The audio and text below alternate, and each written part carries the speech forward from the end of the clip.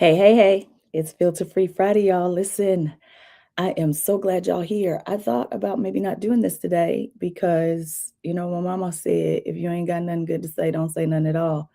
And I have been thinking so much about the Carmelo Anthony case and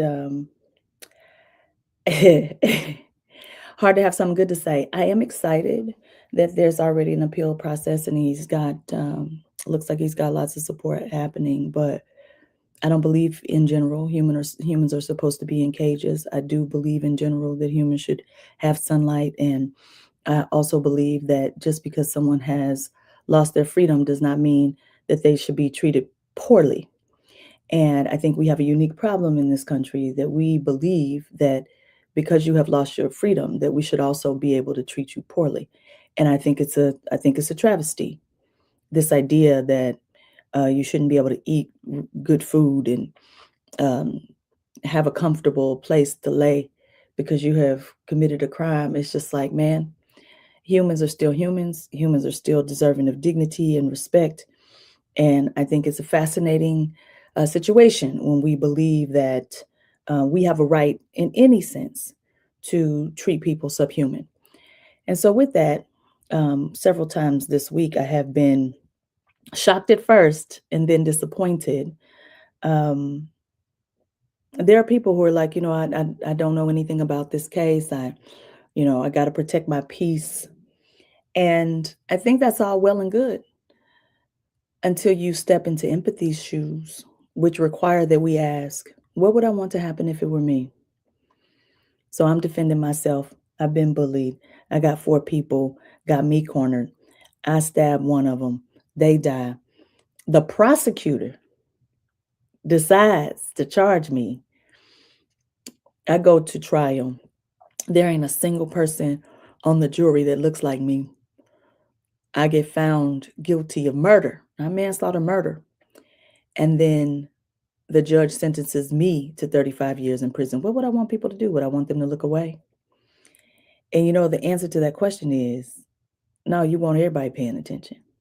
It is so evidenced by the people who don't care about special needs children until they have a child who has autism. It is so evidenced by the people who don't care about health care or health insurance until they get diagnosed with cancer. By the way, it's going to be 1 in 3 of us in the United States of America. The people who don't seem to care about what's happening in the education system because they ain't been in the school since they left in 1990s, 1980s, 1970s or so. And until they have someone who's in the school system being mistreated.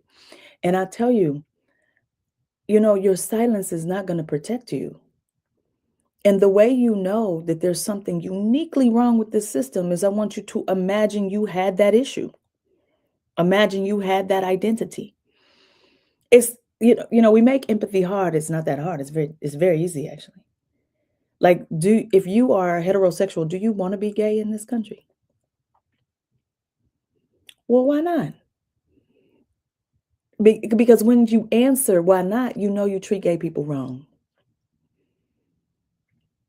When you Jane Elliott, the blue-eyed blind brown-eyed experiment, it's been over 50 years now that she did this experiment. In fact, she started doing it I think a week after Reverend Dr. Martin Luther King Jr. was assassinated, where she would tell certain children, based on the fact that they had brown eyes, that there was something uniquely wrong with them, and she would give privileges to the children with blue eyes. I think that's the way the experiment worked. And within 15 minutes, she had changed the confidence in those children. And I just recently saw Jane Elliott. She came to my lovely hometown. She was over in Kansas City, Kansas. And she asked the question, would any of you want to be Black in America? Stand up. And she was not talking to Black people. And lots of people have seen her do that now. And so sometimes some of them will stand. But for decades, nobody would stand. You know why? Because they know, they know race neutral policy is everything but neutral. It's they know the inherent bias that gets talked about when they're in private community. You know, one of my really good friends is a criminal defense attorney. Love this guy. He hadn't even heard of the case. He had heard of the NBA star. Hadn't heard of the case. This is what he does for a living. And so there's a concerted effort even to ensure that some people don't even know about what's happening to young boys in brown skin. Don't even care to know. You know, it's James Baldwin, the man so many people like to quote when they're talking about their internal rage, who said to us, you know, you might not know the intricacies about policies, practices, and procedures, but you know you would not like to be Black in this country.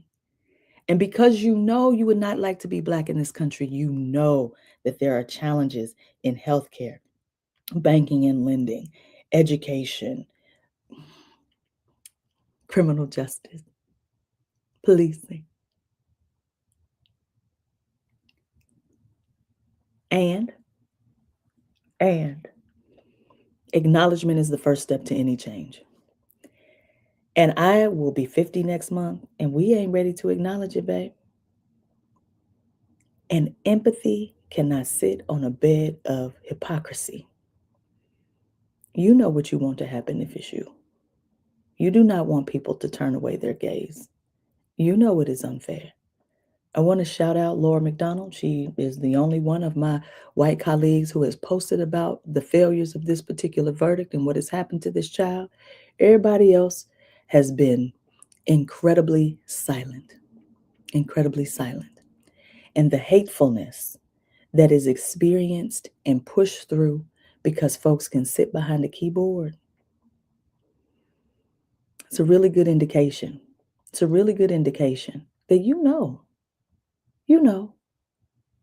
whatever it is you want to say, you know you wouldn't want it to be said about you if it were you. There's hardly a reason I can think about for anybody being in jail for 35 years. But when you contrast it with in the exact same state, a man leaves his store, chases a boy down, shoots him in his back, and is found not guilty. And we can't see the incongruence in that. It starts to become we don't want to see it. And if there's one thing I know, I will never be able in this capitalistic society to make a fantastic living calling out these incongruences.